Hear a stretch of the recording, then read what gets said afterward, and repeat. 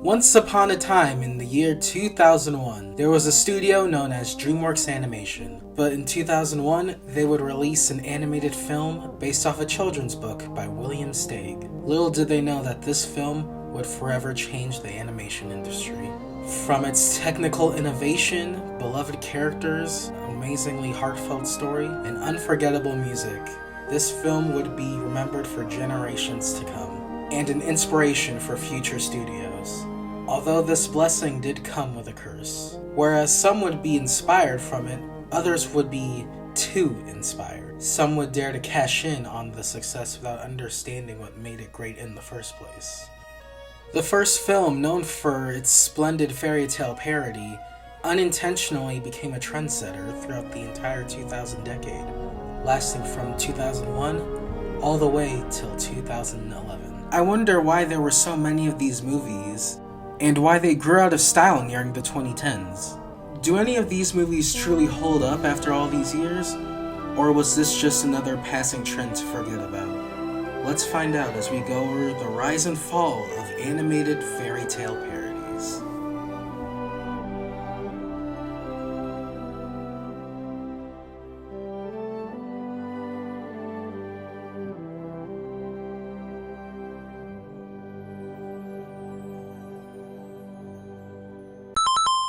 Okay, this intro is way too dignified. If we're gonna be talking about the Shrek movies, I gotta do this the correct way.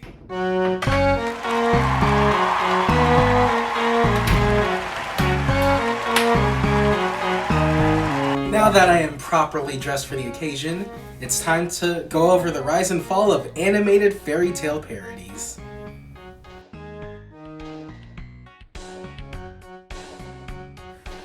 Where else to start with than Shrek 1?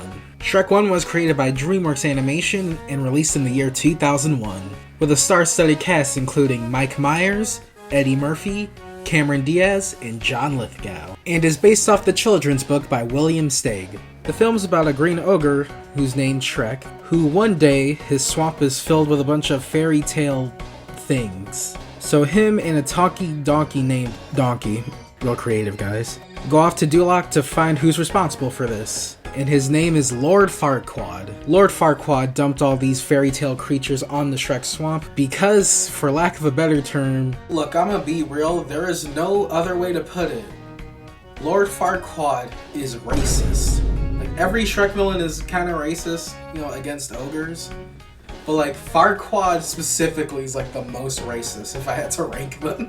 The way that Farquaad says ogre, he says that with a hard R. Like, I can't be the only one that hears that, right? The ogre has... The one who kills the ogre. Don't even forget this line. Really, it's rude enough being alive when no one wants you. God damn! Look, me personally, I wouldn't take that. And Donkey's wife clearly didn't take that either. I mean, that dragon took a bite out of him, that's for sure. No. Shrek and Farquaad make a deal that in order to get all the fairy tale creatures out of Shrek's swamp, he has to go on a quest to save Princess Fiona so Farquaad can marry him. But why doesn't Farquaad just rescue Fiona himself? Good question. You should ask him that when we get there. After Fiona's rescued, she's a little disappointed to see that her Prince Charming is an ogre, but later you'll find that she's just projecting a little bit. And despite them not getting along at first, over the trip back to Duloc, they start to grow an appreciation for each other. Dare I say they grow accidentally in love? Not only does he find love, but he finds Donkey to become a new best friend for him. But that's all I'm gonna say about the story. We all know Shrek, we all love Shrek. What else can we really say about Shrek that isn't obvious? Shrek, to this day, is an absolute masterpiece that is truly aged like fine wine. Even for early 2000s animation, I feel like it's aged pretty well. Sure, you can tell it's older, but the detail is still kind of impressive. And it really put DreamWorks on the map as one of the great animation studios to rival Disney. Especially given that it's a fairy tale parody, you can kind of see it being a massive green middle finger to them. But Shrek is more than that. It has genuinely good, heartwarming merits of its own. A lot of people don't really take into account the layers that make Shrek such a great story. And the love story between Shrek and Fiona is kind of like a reverse Beauty and the Beast if you think about it. With it being about a beast that falls in love with a beautiful princess, And with Fiona, who turns into an ogre because of the spell, she hates it, but Shrek loves it. Shrek doesn't care about looks, he cares about what's inside. He cares about the layers. And in the end, Fiona turns into an ogre, and despite what other people think, Shrek finds her beautiful. That's a really good message. Also, this movie's funny as hell. Shrek is like one of the most perfect comedy movies for families because it has good jokes for kids and especially adults. In fact, I'd argue it has more adult jokes than kid jokes, but they were able to get away with them because they were clever, and they were actually able to get away with a lot of swearing in this movie. I mean, they called donkey and ass a lot in this movie. Stubborn jackass! I have to save my ass. But it's okay because they're synonyms. Also, random question, in the place where they find camp in the movie, why is the cave that Fiona sleeps in look like the tomb they buried Jesus in during Resurrection? Shrek, what are you doing? You know. Oh, come on, I was just kidding. Don't worry, Donkey, she'll be back in 3 days. When Shrek 1 came out, it was beloved by critics and audiences. It was nominated for Best Adapted Screenplay and won the first Oscar for Best Animated Film, beating out Pixar's Monsters, Inc. and Jimmy Neutron Boy Genius. Jimmy Neutron was f***ing wrong. And making $441 million on a $60 million budget. God, I wish I had that money. With Shrek being the definition of Disney and DreamWorks' near generational beef, I like to imagine Mickey Mouse watching the Oscars, seeing Shrek win, and Mickey Mouse just punching the air, being like, "It should have been me, not him! It's not fair!" And if you thought Shrek 1 was good, just wait till you see Shrek 2. Donkey. Puss and Donkey, y'all. We all thought the story was over with Happily Ever After, right? Well, happy endings aren't good enough for some people. This is Hollywood we're talking about. Everything needs a sequel. Let's face it, baby, these days, you gotta have a sequel. Especially with a great movie like Shrek. You see all that money? It's greener than the ogre's skin. And where many sequels can struggle to be on par with or outdo their predecessors, Shrek 2 does more than succeed at that. Shrek 2 is easily the greatest movie in the entire series, and possibly one of the best DreamWorks movies. And as much as I could praise this movie to the moon and back, I'll try to stay on script. Shrek 2 starts with Shrek and Fiona being happily married and coming back from their honeymoon. But they get a message from Fiona's parents, the king and queen of Far Far Away, to finally meet Fiona and her Prince Charming, who in this case is Shrek. And when they go over to Far Far Away, they meet and...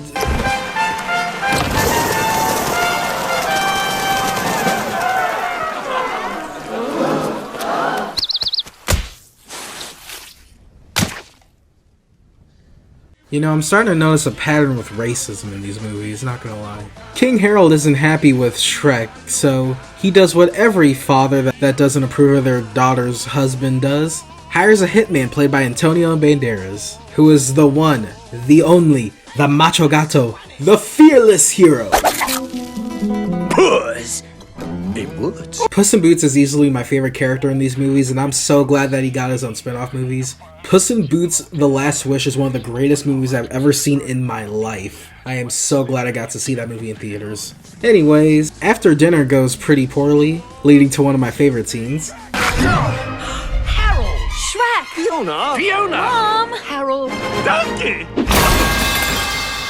Damn, this dude is really racist. After Fiona has a little bit of a cry, she meets the fairy godmother, who also doesn't like Shrek because ogre racism. Jesus, is there like a ogre KKK in this universe? Good God. The fairy godmother hates Shrek because Prince Charming was supposed to marry Fiona, but he was a little late. And after Shrek getting his ass handed to him, being hated by all the racist people in this movie, he steals one of Fairy Godmother's potions from her potion factory, and now Shrek has to race back to the kingdom to prove himself worthy of Fiona's parents' blessing. I don't believe in a perfect movie, is what I would say if I didn't believe this was a perfect movie, because it is. Literally every time I watch this movie, there's like 5 new jokes that I had completely missed. And that's what makes it one of the funniest and most clever comedies ever created. In my eyes, of course. And I've watched this movie all the time growing up. If I see this movie airing on TV, I will drop everything I'm doing just to watch it. Everything about this movie is just so good. It takes everything that was great about the first one and just doubles it. And this came out the same year as Spider-Man 2, so you know 2004 was a banger year for sequels. I love every single thing about Shrek 2. The writing, the comedy, the animation, the characters, the world building, Fairy Godmother, Prince Charming, Puss in Muff, Boots. It is so good. And the music? Hit it!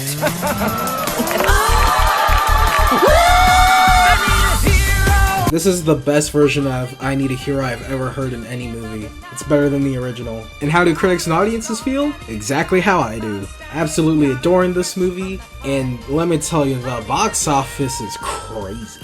This movie made box office history as the highest grossing animated film in North America from 2004 all the way until 2016, and the highest grossing non-Disney animated film of all time until the Super Mario Bros. Movie beat it in 2023. Grossing $929 million worldwide on a budget of $150 million. Good lord, the stuff I would do to get that type of money. Within reason. And once again, the cast is truly bringing their A game with these movies. Got our returning stars, Mike Myers, Eddie Murphy, Cameron Diaz, but then we got a lot of new people, and they are just the cream of the crop. Rupert Everett, Jennifer Sanders, John Cleese, Julie Andrews, Antonio Banderas. There's not a single DreamWorks movie that does not have a stacked cast. And they're not just cast because, oh, they're big celebrities either.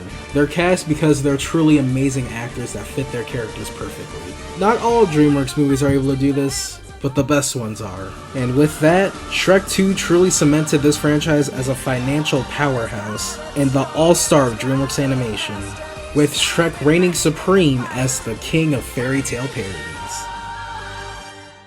So the Shrek movies have been going pretty strong up to this point. Let's see how they do with Shrek the Third. I lied. I guess you could say you have officially been hoodwinked. You've been hoodwinked, baby! Not gonna lie, I think my Dr. Eggman just slipped out. Hoodwinked is a 2005 CG animated film created by Cambar Animation and distributed by the Weinstein Company. And it has a very special place in animation for being one of the first independently funded animated films, with a very, very small budget of $8 million, which kind of explains why the animation looks super rough, even for 2000 CG. This is a massive downgrade compared to Shrek and Shrek 2. In fact, it kind of looks like Jimmy Neutron, but the rendering isn't all there. The movements are very stilted, but like they say, you can't judge a book by its cover. If you want to know the truth, you've got to flip through the pages. One thing about the filmmakers is that they were definitely aware of Shrek, and that this film, when it first came out, it got a lot of comparisons to Shrek because, well, of course. Heck, I'm comparing it to Shrek right now. Especially because this was one of the first non-Shrek films to parody fairy tales. But you can tell that the team behind this movie went to great lengths to distance themselves from Shrek, especially with the type of story they're parodying and the overall style of humor. Shrek has a very cynical style of humor against fairy tales adapted into Disney movies, like the princess movies, Pinocchio, those type of stories. But with Red Riding Hood, since it's a really simple story, they were able to have a lot more leeway to retool it and come up with something unique, and I think they succeeded at that. That and the style of humor is less of a cynical parody, and it more so comes from the character interactions. And the characters have some pretty good voice acting for the most part, starring Anne Hathaway, Patrick Warburton, Glenn Close, Andy Dick, Jim Belushi, Anthony Anderson, Corey and Todd Edwards, who are also the directors of this movie, Exhibit, and David Ogden Steers. Hoodwinked's production is super interesting and could take up its own video, so I'll just get straight to the story. In Hoodwinked, there has been a string of burglaries going around involving food recipes from someone known as the Goody Bandit, and it's up to Detective Nikki Flippers to discover who it is, believing that this mystery could lead to them finding the culprit. And the core of this mystery is the classic Red Riding Hood story, where we get to hear the stories of Red, Granny, the Woodsman, and the Wolf. It's interesting seeing the story from each character's perspective. I mean, Red's story is pretty straightforward. It's essentially just how the classic story goes. although I don't remember any singing goats in that one. But then you get to the other characters whose stories get really off the walls really fast. The wolf turns out to be a reporter for the newspaper, looking to get some scoop on the Goody Bandit. The woodsman is actually an actor named Kirk, and the reason he's running around chopping trees is because he's just method acting. Just like Jared Leto. And much like Jared Leto, his method acting causes nothing but destruction. And Granny is an extreme sports athlete. You're off living La Vida Loca. I feel like Granny and the Woodsman are the two stories that probably have the most unexpected outcomes that you would think of. But I think that's what makes their stories the funniest. Although my two favorite characters in this movie have to be Wolf and Twitchy. I really like their dynamic, and the voice acting is really well done on their parts. I also really like the singing goat I mentioned earlier. His song is really catchy. A lot of critics and audiences at the time this movie came out, they saw this movie and thought, man, this is just some cheap Shrek ripoff with really bad animation. But other based individuals such as myself saw Hoodwinked for what it truly was, and that is an underrated gem. A movie where it may have a few similarities to Shrek, it's more than able to stand on its own as a really good fairy tale parody movie. Because Hoodwinked, despite it also being in the same genre as Shrek, it is a very different movie, and it just stands on its own as being a good movie. And the whole satire fairy tales done in it isn't done out of spite or revenge. Like, the parody of fairy tales here is done more out of respect for them and playing around with the silliness as opposed to just making fun of it. Even though the animation is really bad, even for the mid-2000s, that shouldn't scare you away from this movie, because like they say, you can't judge a book by its cover. You gotta look through the pages first. And the writing for this movie is more than enough to uplift its weakness. And this movie did really well at the box office for such a small budget. At the start I said it had a budget of $8 million, and in the box office, it managed to get $110 million back.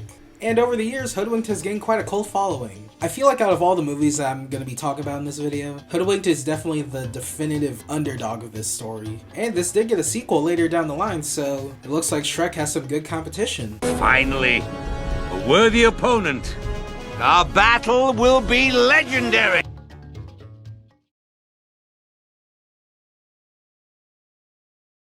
I be popping bottles, sparklers and champagne.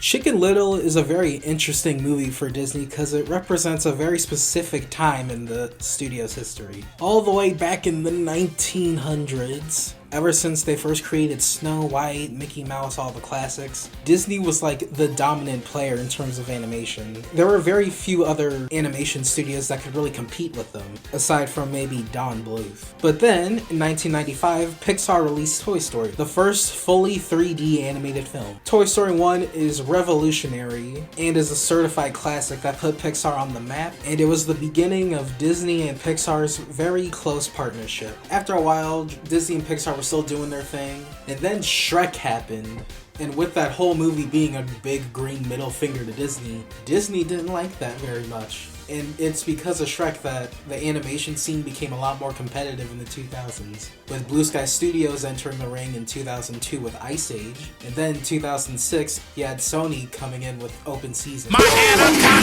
And because of this, Disney was losing a lot of steam during the 2000s, and because of that, Pixar was threatening to leave Disney. And the only way they could get Disney to stay was if Chicken Little would become a box office hit or a box office flop. So it's kind of like your girlfriend threatening to leave you, and then you have to stand outside her house with a JBL speaker playing, I want you to be mine again. And the final result is definitely a movie.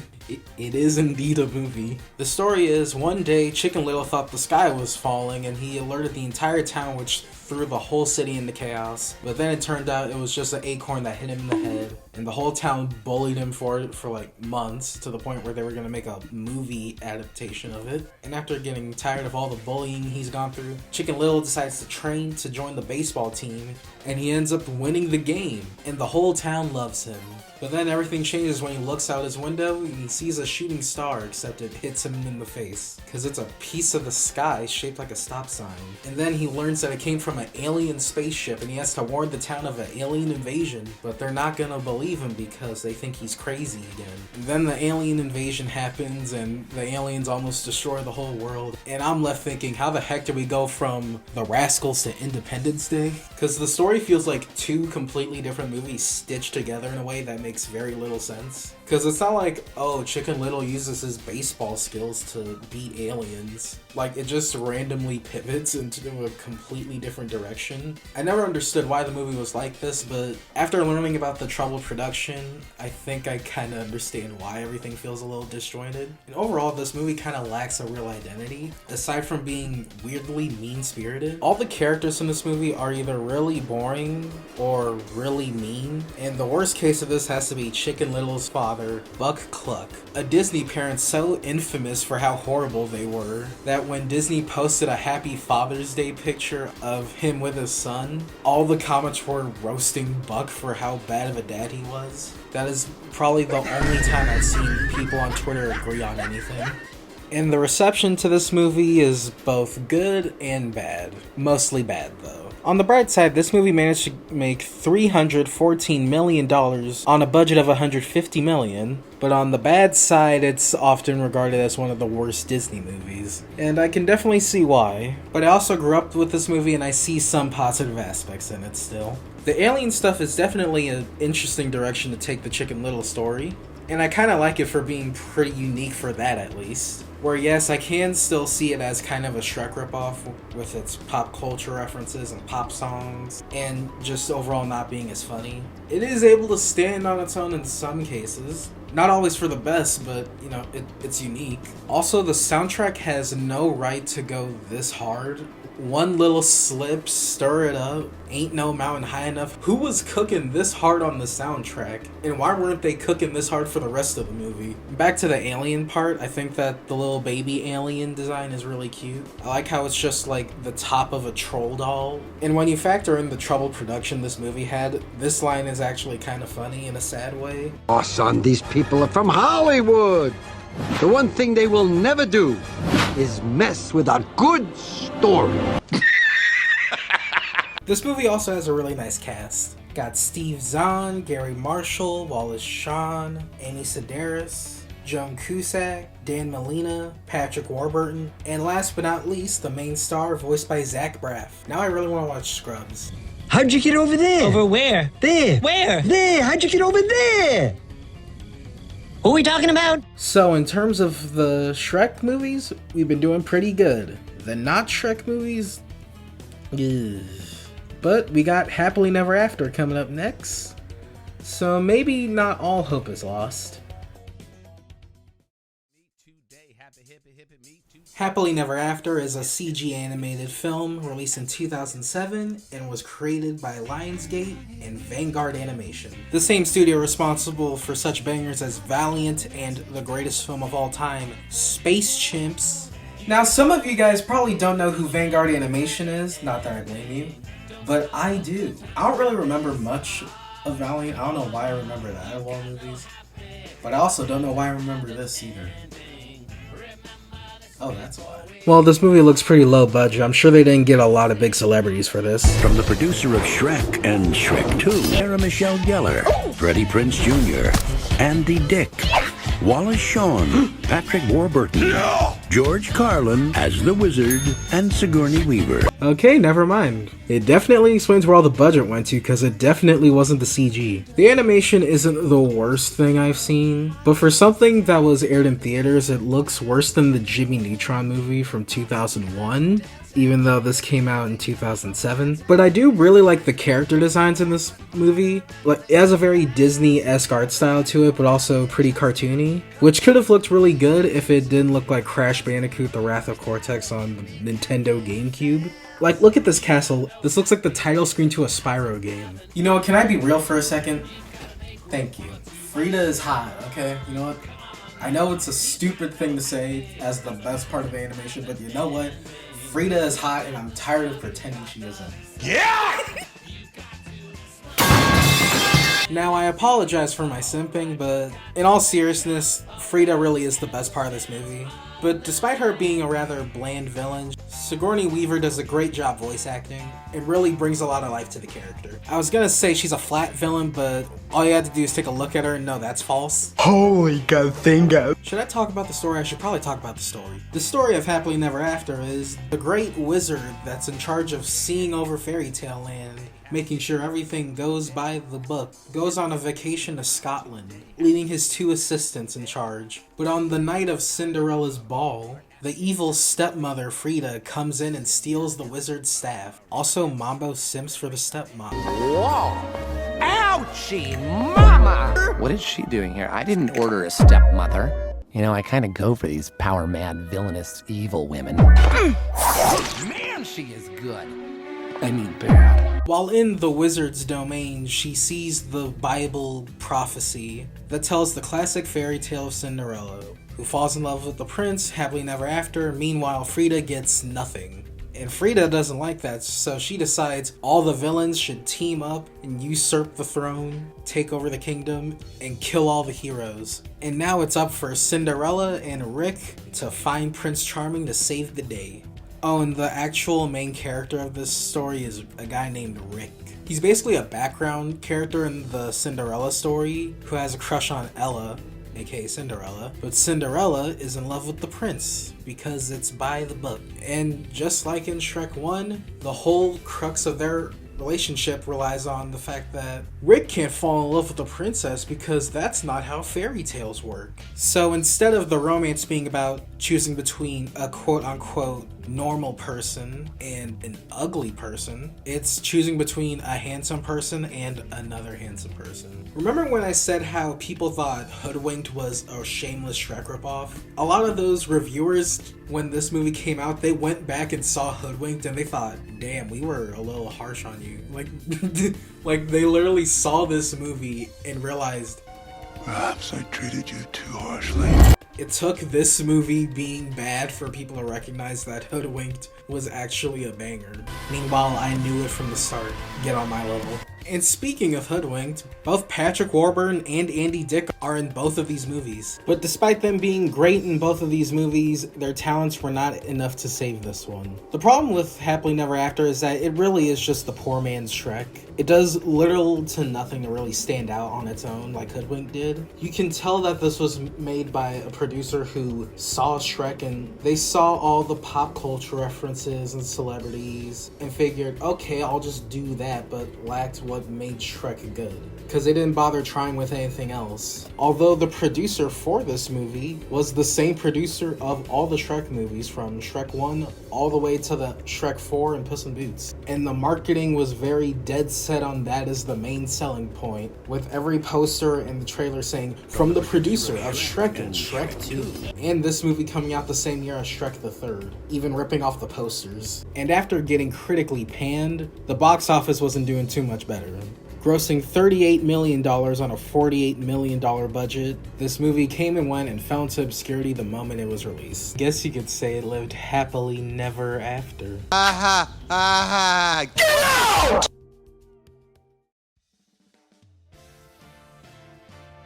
Enchanted, a live-action CGI hybrid to mix things up, coming out in 2007. Why did all these movies come out in 2007? Now, this movie is extremely interesting because not only is Disney coming back to parody fairy tales again after Chicken Little, but they're also doing it in a live-action CG hybrid that also has 2D animation in it too. Yeah, they're pulling out all the stops for this movie. I remember watching this movie as a kid. For some reason, cartoons going into live action is almost its own genre in the way fairy tale parodies are too. And one constant they have is always having James Marsden talking to cartoon animals. Even with the Sonic movies, it's still about James Marsden talking to Sonic. James Marsden really is just Dr. Dolittle.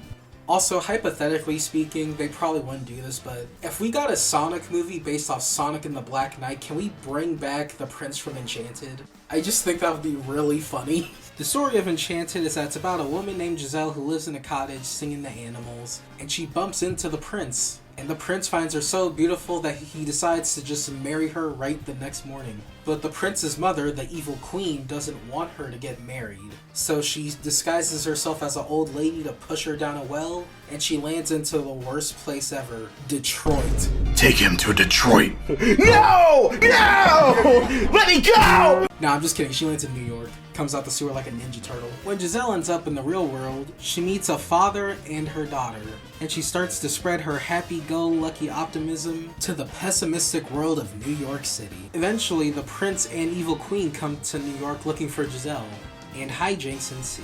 Oh, also, Idina Menzel is in this, yet she doesn't have a song in this Disney musical. I just think that's really funny, given that she'd go on to play Elsa. And they hired a Broadway actress known for starring in Wicked, and thought, nah, she don't need a song. Although James Marsden is a surprisingly good singer for some reason. My two favorite things about Enchanted are the casting and the costume design. They really did a good job at nailing that old Disney aesthetic, but also making it very cartoonishly exaggerated. Like, I love how the shoulders on the prince and Giselle's costumes are so f***ing huge. Like, it looks like Samus's shoulder pads. Those things are the size of beach balls. And they do such a great job translating the 2D characters into the real world. And that's not just a costume design thing, that also goes for the amazing casting. Starring Amy Adams, Patrick Dempsey, Idina Menzel, James Marsden, Ray Covet, Timothy Spall, and Susan Sarandon. The best part about Enchanted when it comes to being a fairy tale parody is that the type of story that it's making fun of is very similar to Shrek. That it's mainly making fun of old Disney princesses like Snow White and Sleeping Beauty, but it's done in a way that it's clearly done out of love. You can tell that the people making this movie absolutely love those classic fairy tales, and they're making a parody that's not ashamed of old school fairy tales. It's a love letter to old Disney as opposed to Shrek being a middle finger. I just love how stupid this drawing is that I made. And they didn't skip out on the songs either. Out of all the movies I'll be talking about in this video, this is the only one that was like in the genuine musical, where instead of using pop songs, they used classic Disney style songs. And yet they didn't give Idina Menzel a song. Y'all had one job. And one more thing I have to say is that the animation is absolutely gorgeous. The CG looks pretty good for 2007, but where this movie really shines is with the 2D animation.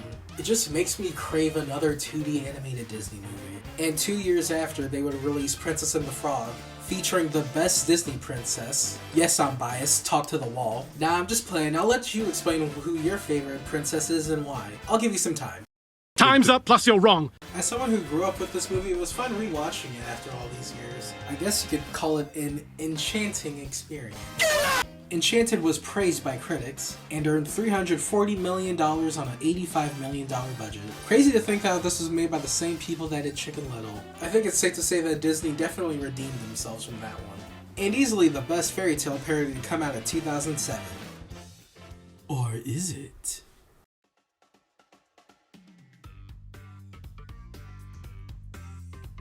Shrek the Third, the ever so hyped sequel to Shrek 2 and Shrek 1, coming out in 2007. Let me tell you that the hype for this franchise back then was unreal. And even with all the lesser copycats going around the past few years, they can never take away from what made Shrek absolutely amazing. Every masterpiece has its cheap copies, and Shrek fans were more than ready to see another masterpiece in this trilogy. This might be the most hyped threequel ever created. I mean, I can't think of any other threequel that came out in 2007 of a beloved franchise that could get this much hype. I'm gonna put some dirt in your eye. Well, looks like Shrek and Spider-Man cross paths once again. But what did people think of this third installment? Shrek the Third opens with the sad death of the king. And with the king being dead, Shrek is now the new king of Far, Far Away. But Shrek doesn't want to be a king because he's an ogre.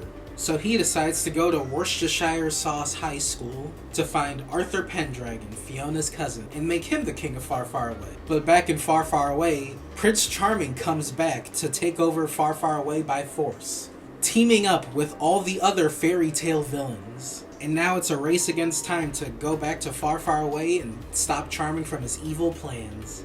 Also, Fiona gets captured by Charming, and it's up to her and all the other fairy tale princesses to team up and stop his plans too. Also, Fiona's pregnant and Shrek's nervous about becoming a dad. There's a reason why I bring up the Spider-Man comparison, is because much like Spider-Man 3, Shrek the Third was unfortunately the worst film in the entire franchise, and a massive disappointment compared to the first two movies. I'm trying to be nice to it as I can so I don't go on a full-on hour-long rant about how much Shrek the Third sucks. But there's this one reviewer that I think perfectly sums up my thoughts on the movie. Shrek the Third is a movie at war with itself. A kiddie movie that doesn't want to be one. To say that review nailed it on the head is an understatement, because Shrek the Third feels so dumbed down compared to the first two. Like, all the adult, edgy humor feels less like it's made for adults and more for edgy middle schoolers. And they always like teasing at swear words, thinking, hey, look at us, we're teasing swear words, aren't we so edgy? Meanwhile, Shrek 1 and 2, they actually said multiple swear words. The hell no, I don't like no parfait. Whole damn planet. You have to save my ass. Stubborn jackass! You still look like an ass to me. Friend, I royally... That's the biggest problem with this movie, is because it does nothing but repeat stuff that we've seen in the first two movies, but dumb it down and make it worse. All the wit and charm from the first two movies is just completely gone. A lot of jokes could have been good, but they're cut too short or they're worn out for too long. And the worst addition, in my eyes, has to be Fiona's friend group of all the fairy tale princesses. You know how Shrek 1 was subtle about its commentary on Disney princesses? Yeah, they got rid of all the subtlety, and now it's just shit. Which is why I've given this movie the nickname Shrek the Third. The whole thing with the princesses in this movie is that they're all just one joke based on each princess. The only good one is Doris, but that's because she was in Shrek 2, and anything from Shrek 2 is perfect. But their whole arc in this movie is that they learn to stop being damsels in distress and learn to fight for themselves with Fiona. Which, the idea isn't horrible by itself, the problem is that it was done better in the first movie with Fiona. It's just a waste of some really funny actresses. Which brings me to the actors. All their acting is, once again, really solid. The actors are giving it their all, but the writers are not. No matter how good the performances are, it can't save bad writing. You already know that they got all the same people from Shrek 1 and 2 back, but we got some new people, like Justin Timberlake as Arthur. Rewatching Shrek the Third was probably the most draining experience I've had watching all the movies for this video, because it was just so slow and boring. I could literally feel myself slowly disassociating from reality. And it says a lot that this is the only Shrek movie that's gotten worse for me as an adult. And as a sequel, this movie literally adds nothing to the franchise. You'd think Arthur becoming king would be pretty important, but in the next movie, Shrek Forever After, spoiler alert, he doesn't even appear in the next movie. And I think it says a lot that this movie adds so little to the franchise that you can literally skip it and not miss a single thing. Shrek the Third adds nothing. It serves zero purpose. You should skip this film now. Time to take this back to where it belongs. Know your place, trash.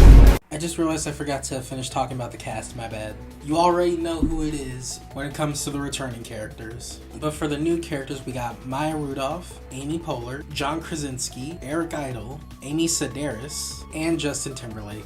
Shrek the Third made $813 million on a $160 million budget, but at the cost of his reputation. Because of this movie being such a disappointment, it would really hurt the future of the franchise. But that's a story for later in this video. Well, Shrek the Third was kinda ass, but hey, maybe they finished it off strong with Shrek Forever at... Hello? What? What do you mean that got a sequel? Happily Never After 2, Snow White, Another Bite at the Apple. Happily Never After 2, and the ridiculously long title, is a sequel to the 2007 animated movie that literally no one asked for, yet we got anyway. And in case the animation didn't give it away, it was released straight to video. You know, maybe I was a little too harsh on the animation in the first one, because now we've downgraded from PS2 graphics to PS1 FMV, and it just makes me wonder, how do you downgrade from something that already wasn't that good? And clearly all the the budget, or what was left of it, was spent on jiggle physics. Holy Gothinga. So what's the story this time? Snow White is a bratty teenage girl who likes going out late and going to parties, but the king is disappointed in that because it's not what her mother would have wanted. And he comes up with the idea to remarry to a woman that looks exactly like his dead wife. But he doesn't realize that his new wife is evil and is using the magic mirror to change her appearance, giving her a rhinoplasty and a BBL. The magic of plastic surgery. And she's only really marrying the king so she can be the queen. And I ain't saying she a gold digger, she ain't messing with no broke. But yeah, she really is just girl Farquaad. See, the weirdest thing about this movie is that not only is it a sequel to a film no one asked for, but it barely even counts as a sequel because it has little to nothing to do with the first movie. Aside from like 2 or 3 returning side characters. And the characters that do return have completely different voice actors. In a way, Happily Never After 2 is a sequel the same way Space Jam 2 is a sequel to the original. Here I come, rougher than the rest of them, the best of them, tougher than love. The story is just really boring in this movie. Just a basic kid story about, hey, don't be selfish, go help others. But I wasn't really expecting much from a direct-to-video sequel from a movie that was already pretty bad to begin with. I'm sorry I don't really have as much to say when it comes to this one compared to the more interesting movies that were actually released in theaters. But I figured since this is a sequel to the first one that I talked about in this video, might as well talk about it here. I couldn't really find a budget or box office for it, but if I had to guess, it costed $6 to make and it made $7 in the box office. Not bad for a direct-to-video sequel. Okay, in all seriousness, the film sold 222,000 units, making $2,488,000 in revenue. Can we go back to talking about real movies now?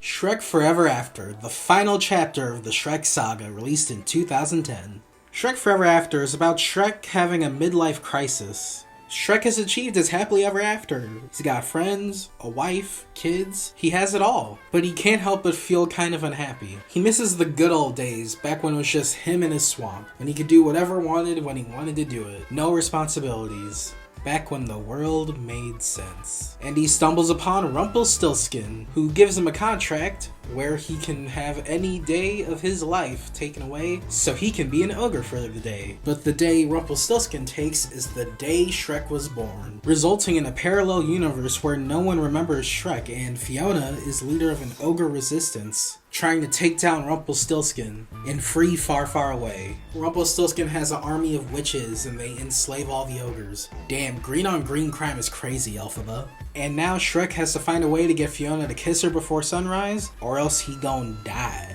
This movie is a lot darker and more serious compared to the last few movies. And in terms of comedy, it's probably the weaker one. Not because it's not funny, I mean we just talked about Shrek the Third, but more so because it doesn't attempt jokes as much. Although the jokes in this movie are funny. I mean, Cookie's a good character, Donkey and Puss have some good lines here and there. And how could we forget the classic "Hear the roar"? But it makes up for the lack of comedy for a really good story and good characters. This movie is a surprisingly well done character analysis of Shrek, showing how he got his happily ever after, but can still feel kind of miserable at times, missing the good old days. I feel like Shrek's always been kind of a relatable character when it comes to self-worth, and feeling like, oh, I'm not good enough for this. And after seeing him grow from that in the past 2 movies, it's interesting to see this version of Shrek where he's achieved what he's always wanted, but he kind of misses the good old days, and I feel like that's something we've all gone through at some point. Some critics argue that the whole It's a Wonderful Life scenario is a little bit cliche, which it kind of is, but I think they still do creative stuff with it in this movie. Like the world they create of Far Far Away being in complete shambles, the whole ogre resistance with Fiona being a complete 180 compared to how she was in the first movie. It's genuinely really interesting stuff. And Rumpelstiltskin is a super fun villain. But now we get to the really interesting stuff with this movie, and that is the effect that Shrek the Third had on this movie. Especially in terms of critical and audience reception. After Shrek the Third was the worst movie DreamWorks had ever created, a lot of people started looking down on the Shrek franchise. And a lot of them at the time this movie came out, they just completely wrote it off, saying that it was really nothing to write home about because Shrek the Third just left such a bad taste in people's mouths. And I feel like that's really unfair because this movie was genuinely good, and in a way it's very underrated. Kind of like another DreamWorks movie that came out the same year, Megamind. And 2010 was like the year of underrated DreamWorks movies. And they made a third movie this year that got all the attention. Like, what other movie could DreamWorks make that was so good? Okay, fair enough. Shrek Forever After proved to be another hit at the box office, making $752 million at the box office on a budget of $165 million. And interestingly, over the years, it's gained a following. And people have started realizing that this movie really is an underrated gem, seeing it as the movie Shrek the Third should have been, and a worthy ending to the Shrek 5, starring Mike Myers, Eddie Murphy, Cameron Diaz, and Zendaya? Oh, damn. Okay, now this is a really weird one because technically I'm not even talking about a movie, it's just like the history behind the movie. Shrek 5 has had like the weirdest production history for any movie DreamWorks has ever made. This movie's basically been in production limbo for like 20 years and then all of a sudden, okay, so we're actually doing this. Because here's the thing, originally around the time Shrek 2 came out and was super successful, DreamWorks announced that there was going to be a total of 5 Shrek movies, but then Shrek the Third was absolute dog shit, so they canceled that and decided to make Shrek 4 the final movie. But Shrek 5, the idea of it was always kind of floating around like, maybe we could return to Shrek at some point, but for now, Shrek 4 is going to be the last one. And now, 15 years later, they first announced Shrek 5 back in 2024. And I think that's funny because around the time I started doing filming for this video, mainly the live action segments of me in the Shrek costume, they dropped that first teaser for Shrek 5 and I'm like, no way. Did I just will Shrek 5 into existence by making this video? Because that's pretty crazy. Also, you're welcome, internet. I am the master of manifesting. I am the reason Shrek 5 got made. You're welcome.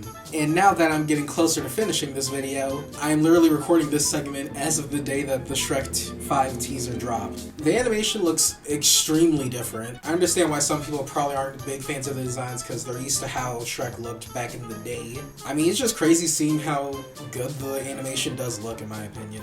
I mean, Shrek Forever After came out 15 years ago. Jesus Christ, I'm fucking old. And overall, for me, it just feels so weird seeing new Shrek stuff coming out 15 years later. It feels like I just woke up from a coma. It's also nice to hear that the OG cast is coming back with Mike Myers, Cameron Diaz, and Eddie Murphy. Although they haven't said anything about Antonio Banderas, making me wonder if Puss is gonna be in this movie, which I hope so. I mean, Puss is my favorite character. But I have a theory that Puss won't be in this movie because of something to do with Puss in Boots: The Last Wish. Although I am really curious to see how the story for this movie is gonna go, given that Shrek 4 was very adamant on being the last movie. And hopefully Shrek 5 ends up being good. But I do not want to wait another 2 years for this movie. Christmas 2026 is an insane release date.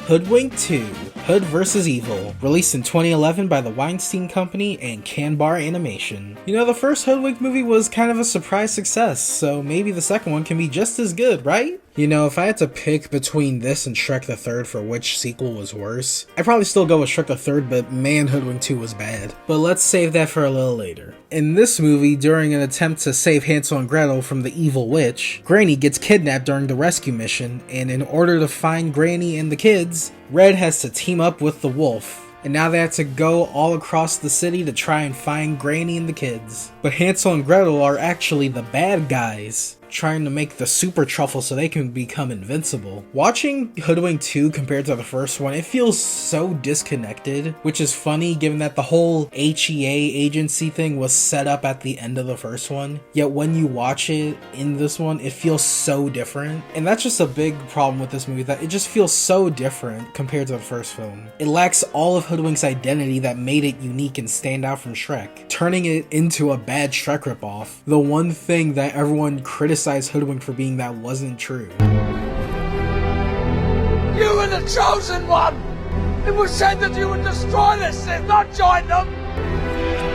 Bring balance to the Force, not leave it in darkness! When people say Hoodwinked is a Shrek ripoff, this is the movie they're talking about, not the first one. The first one actually tried to give that film its own identity. Rewatching this one low-key hurt, cause I remember watching this one more than the original, so realizing that the second one sucks low-key hurts. The first movie had such a unique story, with it being a fractured fairy tale being told by each character's perspective. It was like an anthology where all the stories were connected. But here, not only is it a linear story, but it's a generic buddy cop story, where Wolf and Red hate each other at first, and then over the course of the movie they realize they need to work together and become friends. And the worst part about the story is, with the characters, they've all basically been completely rewritten just to be generic tropes, completely different to how they were in the first movie. Wolf is supposed to be like the wild card, the loose cannon. Meanwhile, in the first movie, he's like super laid back and chilled out. The last term I would use to describe him is the wild card. If anything, Twitchy was more the wild card, with the Wolf being the straight man. And Red is like super uptight and super focused on the mission. I think if anything, if these roles were swapped around in this movie, that probably would have made more sense for their characters. Kirk, the woodsman from the first movie, appears for like 2 minutes, and he's voiced by Martin Short this time. And I think Martin Short does a good job, but is it just me, or does Kirk sound extremely zesty? Like, there's no other word for it. I can't explain. He just sounds zesty. I don't mean for that to be offensive. That's just what it sounds like to me. He sounds way more flamboyant in this one compared to the first one. I will. I can do it. Got it? Yes, I can. Did you catch the show tonight? I was on fire! Ow! Broken nail. And speaking of casting, not only was Kirk recasted, but so was Red, with Hayden Panettiere replacing Anne Hathaway. Anne Hathaway was too famous to come back to a small project like this, and Kirk's voice actor Jim Belushi liked the character, but he didn't feel comfortable doing accents, so that's why Martin Short's playing him this time. As well as introducing Joan Cusack, Bill Hader, and Amy Poehler, and some side characters voiced by Cheech and Chong. Meanwhile, everyone else is returning from the first movie, like Glenn Close, Patrick Warburton, Corey Edwards, and David Ogden Stiers. The big thing with the humor in the first movie is that they didn't use a lot of pop culture humor in the first one. Meanwhile, this film is filled to the brim with it, arguably worse than DreamWorks sometimes, and that is saying a lot. Like, there are literally whole characters in this movie dedicated to just referencing a movie. Like, there's this weird homeless rat that shows up talking to Red, who sounds like Chris Rock, but it's not actually Chris Rock, it's Phil Lamar, aka the voice of Samurai Jack. Gotta get back to the past, Samurai Jack.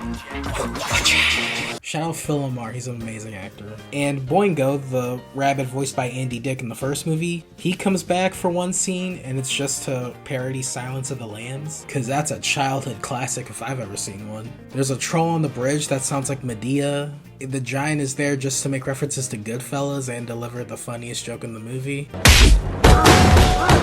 It really sucks seeing everything from the first movie get downgraded so badly, to the point where even with the better animation, it's not enough to save this movie. Heck, the animation is better, but even then it still looks super low budget compared to the time it came out. Both critics and audiences would also take note of the massive downgrade between Hoodwinked 1 and 2, and compared to the first movie, it would also become a box office bomb, making only $16 million on a $30 million budget. Cow a bummer, dude. You know, we really could have ended this video on a good note with Shrek 4. Heck, it would have been full circle since we started with Shrek 1, but nah.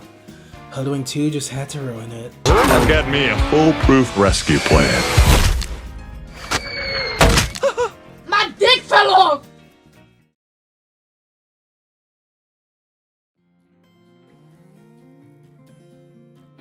One time my brother came to visit me and he wrote "I'm a poop butt" in my script when I wasn't looking. I know you're watching this, Derek. You're a poop butt. Let's recap this trend of fairy tale parodies now.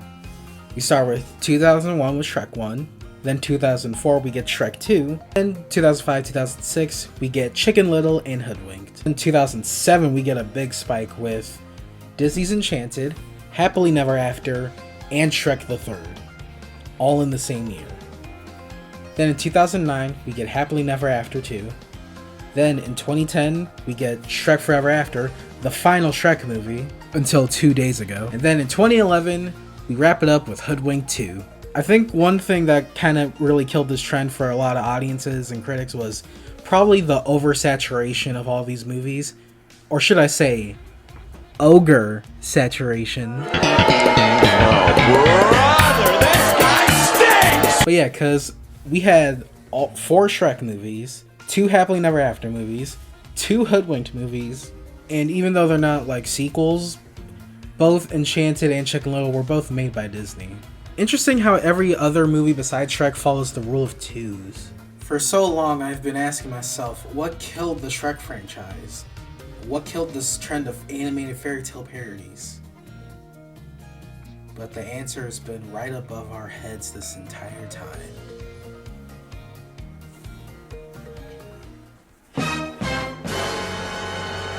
Shrek the Third. Another animation YouTuber that I watch often, known as Animats Reviews, said this regarding sequels, which I find pretty interesting. What many people don't talk about regarding franchises is that if one fails at any point, even if the first movie was highly praised, then it'll ruin the reputation of everything, where not only the botched sequel or sequels, but also the once beloved original end up getting looked down upon and its entire legacy gets thrown into the bargain bin. I find this quote interesting because it brings up a point that not a lot of people talk about when it comes to sequels.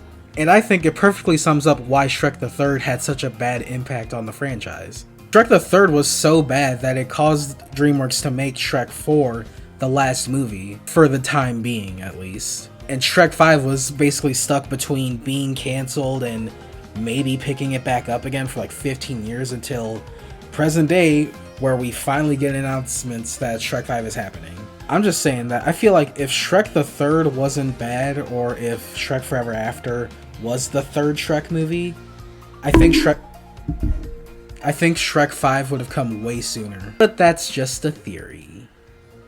A film theory! And this isn't exclusive to Shrek, this happens to a lot of franchises. Like Hoodwinked after Hoodwinked 2 came out. And well, Happily Never After already wasn't good with the first one, so it's not surprised that the second one was going to be any better. Another thing that aligns with the whole oversaturation thing is how a lot of these movies came out after Shrek 2. And when Shrek the Third came out and was disappointing, people were already getting tired of Shrek, so they were definitely getting tired of all the knockoffs that came with it too. And another reason why I think this trend died out is because of the lack of quality. Now, does that mean all these movies were bad? No. But does that mean all these movies were good? Definitely not. Because you have the first 2 Shrek movies, Shrek Forever After, Enchanted, and Hoodwinked, which to me, I think are good movies. But then you have Hoodwinked 2, Shrek the Third, and the Happily Never After movies, and Chicken Little, which were a lot weaker in comparison. And I think one thing that makes the quality very easy to tell is to tell which movies actually try to separate themselves from Shrek, and which ones were just trying to copy Shrek without understanding what made it good. Enchanted and Hoodwinked were able to actually have their own identities and were good because of that, as opposed to movies like Chicken Little and Happily Never After just trying to ape Shrek. Hell, even Shrek the Third was guilty of this. They had all the celebrities, pop culture references, and crude humor that we all see Shrek for on the outside, but they lacked the layers that made Shrek good, because all they cared about was making money off Shrek's success. And even though this trend died out, we can't forget why it succeeded in the first place, and it's because of the Shrek movies. Those first 2 Shrek movies are truly special, and there's a reason why the Shrek franchise has been able to survive all these years, because it's more than just DreamWorks making fun of Disney. It is a genuinely good movie with good merits of its own, and it's been able to cement DreamWorks' identity as a studio ever since it first came out back in 2001, and it was extremely innovative for the time. And even though this trend of fairy tale parodies kinda died out during the 2010s, but also Shrek itself as a franchise is still around. DreamWorks had their holiday specials, those funny YouTube videos. Fee, fee, fi, fi, fo, fo, fun. Shrek ain't no average ogre, son. And once Shrek's story was done, they made a spin-off franchise with Puss in Boots. And the Puss in Boots stuff has been doing pretty good. And even now, we currently have Shrek 5 on the way after all these years. Because Shrek will always be an animation all-star, and will always reign supreme as the king of animated fairy tale parodies.